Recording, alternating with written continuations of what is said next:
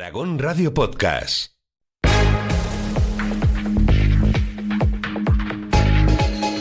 Buenos días, Aragón, con Olivier Vilaín.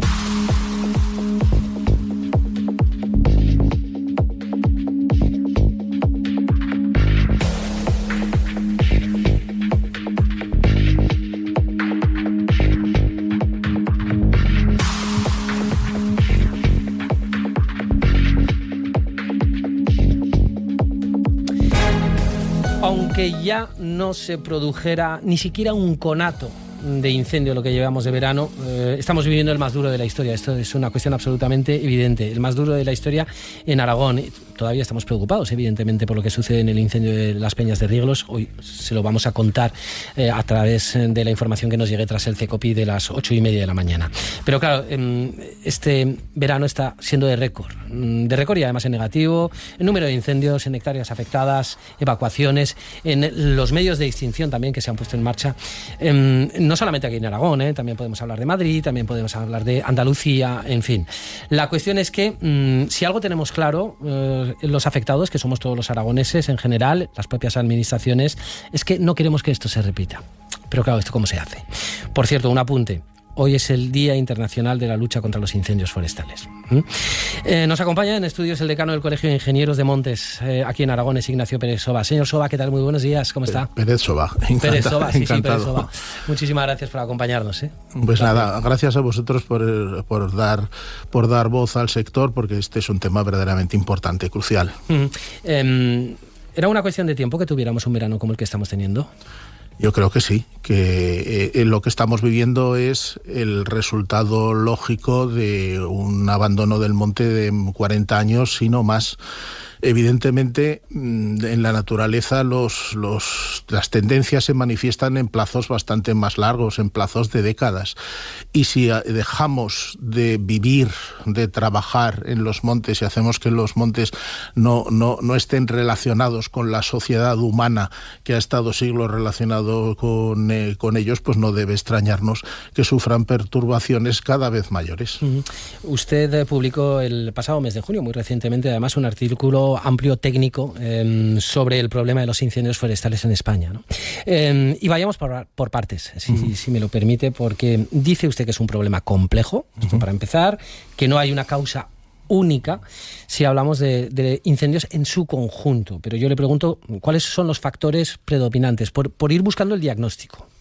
Pues yo creo que efectivamente hay que empezar por el principio, y el principio es el evitar las igniciones. O sea, por mucho calor que haga, un incendio no aparece por combustión espontánea. Para que la madera arda sola necesita que alcance 400 grados centígrados. Entonces, el primer paso debe ser el evitar las igniciones, evitar las causas. Y además en Aragón tenemos un margen de mejora muy grande, porque el 51% de los incendios en Aragón se producen por accidente o negligencia. Ya estamos dejando fuera el porcentaje de intencionados, con lo cual significa que en más de la mitad de las veces una actuación negligente o accidental del ser humano produce la ignición que causa un incendio. Si en cualquier problema que nos plantearan encontráramos que el 51% de las veces lo podemos evitar de una manera relativamente sencilla, veríamos que tenemos un margen enorme de mejora en ese problema. Claro, en la presentación de la entrevista yo he hablado de un verano para olvidar, porque lo es, de cifras de récord, pero podemos decir, tras especialmente estos 2-3 últimos veranos, podemos decir que vamos a peor en materia de incendios forestales en nuestro país, me refiero, ¿o tenemos que verlo con una mayor perspectiva? Es absolutamente necesario ver las cosas con una perspectiva amplia. Sacar conclusiones de un año o de un grupo de pocos años es no solo poco riguroso, sino a veces completamente contraproducente, porque nos da lugar a conclusiones precipitadas. Pero ¿vamos a mejor? ¿Vamos a peor? Bueno, una de las cosas que mucha gente cree es que vamos, por ejemplo, a un mayor número de incendios forestales, cuando en realidad llevamos llevamos muchos años yendo a un menor número de incendios forestales, incluso a un menor número de grandes incendios forestales.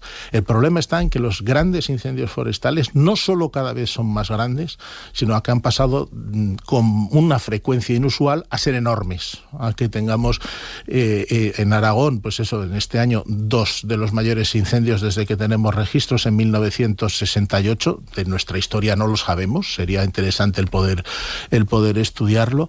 Y fuera de Aragón, pues entre este año y el pasado, pues varios incendios de más de 25.000 o de 30.000 hectáreas, que son cantidades enormes. Hay que ver que en la definición de gran incendio forestal que utilizamos en la ingeniería de montes es de mayor de 500. Y ahora 500 nos parece, una nadería comparado con los enormes incendios forestales que estamos teniendo. Y es en ese aspecto en el que estamos yendo claramente a peor. Claro, es que hay que mirarlo con perspectiva, pero esto nos rebaja la magnitud, ¿no?, del problema que tenemos de incendios en España, y yo me atrevería a decir ya, fíjese lo que está pasando un poquito más arriba de los Pirineos, ¿no? Hasta en Bélgica y en otros países que no habían visto un incendio forestal grande. Sí, efectivamente, porque aún como hemos partido de la base, este es un problema enormemente complejo. Quien diga esto se resuelve de esta manera y nos dé una sola solución, ya debemos desconfiar de ese mensaje, por la sencilla razón de que al ser complejo requiere soluciones en muy distintos niveles, desde la ignición, que hemos hablado en un principio, a la estrictísima necesidad de recuperar el sector forestal, depauperado y abandonado durante 40 años, de tal manera que verdaderamente sea un sector vivo, lleno de profesionales activos, que esté produciendo dinero, que esté mejorando los ecosistemas al mismo tiempo, porque una cosa no está reñida con la otra, y concluyendo también en unos operativos de extinción que formen parte de una visión de gestión forestal coordinada y completa, porque no podemos tratar los incendios de una manera aislada, como si fueran una emergencia que nos sucede de repente, ¿no? Los incendios forestales están insertados dentro de una gestión o de una falta de gestión o una falta de atención forestal, y si no los tratamos de una manera coordinada, pues nos acordaremos de los montes solo cuando arden, que es lo que nos viene pasando desde que yo tengo uso de razón. Le voy a preguntar por las soluciones, las medidas en plural, las acciones que debemos acometer en cuanto a lo que es la previsión, ¿no? Pero quiero ver qué opina usted. Si yo le digo menos población en territorio, más incendios, ¿usted está de acuerdo o lo matiza? Yo lo matizo. ¿Por qué? Porque tenemos, por ejemplo, tenemos el ejemplo de zonas que están muy despobladas en sí, pero en el cual la cifra de incendios está muy por debajo de la media nacional, como por ejemplo las grandes zonas forestales de Soria, de las provincias de Soria o de Burgos. Están muy despobladas, pero han sabido mantener la tradición de la gestión forestal, y no solo mantenerla, sino innovarla, modernizarla. Ahora mismo en Soria capital un porcentaje muy relevante del servicio de agua caliente sanitaria proviene de la biomasa forestal de la propia provincia. Eso es vincular la economía con los montes, eso es asegurarse que los montes están trabajados, que los montes están vinculados a la población durante todo el año. ¿De qué nos serviría repoblar nuestros pueblos con teletrabajadores de multinacionales noruegas? Pues sin duda vendría muy bien al ayuntamiento, porque cobraría más IBI y cobraría más impuesto de actividades económicas, pero ¿mejoraríamos en el campo de los incendios forestales? No solo mejoraríamos, sino que daríamos un paso atrás. La solución está en revincularnos. Hemos sido una comunidad autónoma con mucha cultura de vinculación forestal, y después de 40 años, pues la gente que sabía trabajar en el monte o se jubila o cierra la empresa o decide trabajar 8 horas bajo cubierto, que es mucho más cómodo que trabajar en el monte. Si relaciono cambio climático con incendios, ¿qué me responde? Pues que es otro elemento del problema, pero que no podemos llevarlo como el único banderín. Por eso decía lo importante de que ante una solución compleja que nos diga esto se remedia de una sola manera, pues nos está dando una visión de la que debemos como mínimo desconfiar, porque es una visión muy parcial. El cambio climático, el calentamiento global, es verdad que nos está dificultando mucho la extinción, ¿Por qué? Pues porque nos encontramos lo que se llama en meteorología con situaciones sinópticas muy desfavorables, que acaban traduciéndose en unas sequías intensas de varias, de varias semanas, concluyendo con unos periodos de muy alto calor durante las 24 horas del día. Y esto dificulta mucho la extinción, porque tradicionalmente yo, cuando estudié la carrera en la Escuela de Ingenieros de Montes de Madrid, que entonces era la única, me enseñaban siempre la ventana de oportunidad de la noche. En la noche hace frío, en la noche sube la humedad, en la noche cambia la dirección de los vientos. Pues ya no siempre. Y eso es lo que enormemente dificulta el trabajo de mis compañeros en los dispositivos de extinción. Estamos hablando de, entre otras cuestiones, gestionar los montes. Pero yo le pregunto esto, y ya sé que en una entrevista de radio y de unos minutos esto es muy difícil, pero ¿cómo se hace? Porque, claro, yo miro Aragón, tenemos 47.000 kilómetros cuadrados, y si miro España son 10 veces más.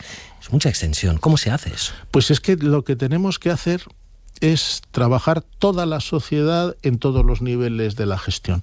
No podemos creer que solo la Administración Forestal Autonómica, que es la principal en general en las comunidades autónomas, puede remediar el problema, porque efectivamente hablamos de superficies enormes.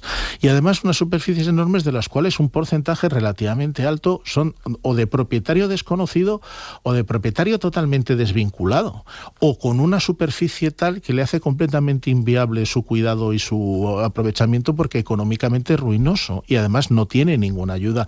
Aquí en nuestra región ha entrado y sigue entrando muchísimo dinero de la PAC, y eso está muy bien. ¿Cuánto de ese dinero de la PAC ha ido al sector forestal? Prácticamente nada. Ya no es que haya sido el hermano pobre, es que ha sido el hermano totalmente olvidado. Y eso no puede ser, porque el ámbito rural es, por supuesto, que agrícola y ganadero intensivo, pero debe ser también forestal y ganadero extensivo. Y esas dos patas de la ecuación pues han estado muy, muy olvidadas. Pero, por ejemplo, el sector ganadero, que acaba usted de mencionar, es verdad que se habla muchísimo de que los animales, los rebaños, han hecho su labor durante siglos, pero claro, estamos en 2026. Lo que no podemos pretender, pienso yo, es que ahora de repente seamos capaces de generar rebaños y que tengamos pues más de lo que realmente sería un cambio de modelo económico. Es interesantísimo lo que me dice usted, porque efectivamente lo que no podemos es añorar tiempos pasados que además no siempre fueron mejores. Llega y dice, hombre, es que antiguamente la gente iba recogiendo las leñas, sí, sin duda, pero verdaderamente queremos reproducir la sociedad rural de comienzos del siglo XX, pues no, es un absurdo, es una ucronía, es algo que no tiene ninguna lógica. Pero tenemos una cantidad enorme de posibilidades. O sea, vuelvo a plantear el aprovechamiento de la biomasa, el aprovechamiento de la madera como material de construcción, que yo creo que es el material del futuro. O sea, el que podamos construir nuestros edificios no con estructuras con una enorme huella de carbono como son las metálicas o las de hormigón, sino con una huella negativa de carbono, es decir, que estemos atrapando el CO2 gracias a estructuras de madera que, por cierto, son enormemente seguras frente a incendio. O sea, nos ofrece ahora mismo el sector forestal más que nunca, no solo un enorme espacio, que hay que verlo como una oportunidad, sino además una cantidad enorme de nuevas actividades productivas que están siendo completamente desaprovechadas por una sociedad que desgraciadamente a sus hijos en los colegios les enseña que cortar árboles está mal. Y es ahí donde tenemos un problema verdaderamente cultural. España es un país enormemente forestal desde un punto objetivo, ya no solo en cifras absolutas, con más de 26 millones de hectáreas forestales, sino incluso con cifras relativas comparados con otros países europeos que resulta que no son tan forestales como nosotros. Pero culturalmente a nuestros hijos se les enseña en los colegios que qué mal está cortar árboles, y en los dibujos animados los malos son siempre los que llevan una motosierra y un bulldozer, cuando eso es como decir que son malos los que lleven un bisturí o los que se dediquen a ser cirujanos. No, lo que tenemos que explicar es que todo tiene su lugar y su modo de hacerse. Me quedan 3 preguntas y en realidad nos hemos pasado de tiempo, pero necesito hacérselas, señor Pérez Soba. Así que le pido brevedad, porque en territorio no son pocos los que viven en sus pueblos y que dicen que las leyes, bien sean nacionales, bien sean europeas, limitan sus posibles actuaciones preventivas, ¿no? Que hay demasiadas leyes, que ellos son los que conocen los montes y los bosques. ¿Lo ve usted así? Yo creo que es una visión un poco parcial. Yo creo que el principal problema, y las cifras nos lo dan, es que no hay gente que, por ejemplo, esté pidiendo permisos para ese tipo de actuaciones. ¿Por qué? Porque no les son rentables. Porque económicamente nadie les ayuda a serlo, porque no saben dónde tienen la parcela, porque en el caso de saberla no tienen acceso a ella. En el caso de haberlo tenido se ha perdido porque no se ha mantenido. Entonces, el problema no es que las leyes protejan demasiado los montes, al contrario, uno lee la ley y lo que está diciendo es justo lo mismo que he dicho yo hasta ahora. Pero claro, dígase, hágase, y no se apoye nunca al sector, al propietario privado, que no tengamos una asociación potente de propietarios forestales en Aragón, como hay en otras comunidades autónomas, que ayude a resolver esos problemas. Eso es el problema de fondo. Si pasamos a evaluar la extinción de los incendios, ¿en eso hemos mejorado? Yo creo que hemos dado un cambio histórico desde la década de los 90 y el sistema ha mejorado mucho. Ahora bien, el sistema admite aún más mejoras, sin duda alguna, pero la principal lección que tenemos que sacar del pasado es que no puede hacerse económicamente de la misma manera en la que se hizo en el pasado, que fue desnudando la gestión forestal para vestir la extinción. Y eso sucedió. Eso no puede seguir sucediendo. Por supuesto que hay que introducir mejoras en el sistema de extinción, no cabe ninguna duda, y habrá que evaluar muy adecuadamente todo lo que se ha trabajado en estos macroincendios que hemos tenido, estos grandes incendios que hemos tenido, pero hay que potenciar al mismo tiempo la otra pata, porque sin una, la otra se cae. Y la última, a partir de septiembre, estoy convencido, vamos a volver a hablar o a oír hablar de un pacto de Estado por el cambio climático, que estará relacionado con lo que llevamos de este verano. Cuando escuche usted eso en las noticias, ¿qué pensará? Pues que no estamos hablando de resolver el problema de los incendios forestales, que lo que necesitamos es un pacto de Estado por el sector forestal. Solo con un sector forestal fuerte, bien mantenido, considerado una parte esencial de la política territorial española, podremos tener el marco adecuado para resolver el problema de los grandes incendios forestales que ahora mismo nos aquejan. Que hay que luchar contra el calentamiento global, pero por supuesto, por supuestísimo. Pero si te estoy hablando de incendios forestales, tenemos que hablar de incendios forestales, que es un problema complejo y que necesita soluciones a todos los niveles, porque si solo trabajamos contra el cambio climático, no estaremos trabajando, por ejemplo, contra las causas de ignición. Entonces vamos a centrar el foco en lo que necesitamos. Ignacio Pérez Soba, decano del Colegio de Ingenieros de Montes, muchísimas gracias, ha sido un placer y como siempre hemos aprendido mucho. Pues nada, muchísimas gracias a ustedes por su interés. Aragón Radio Podcast.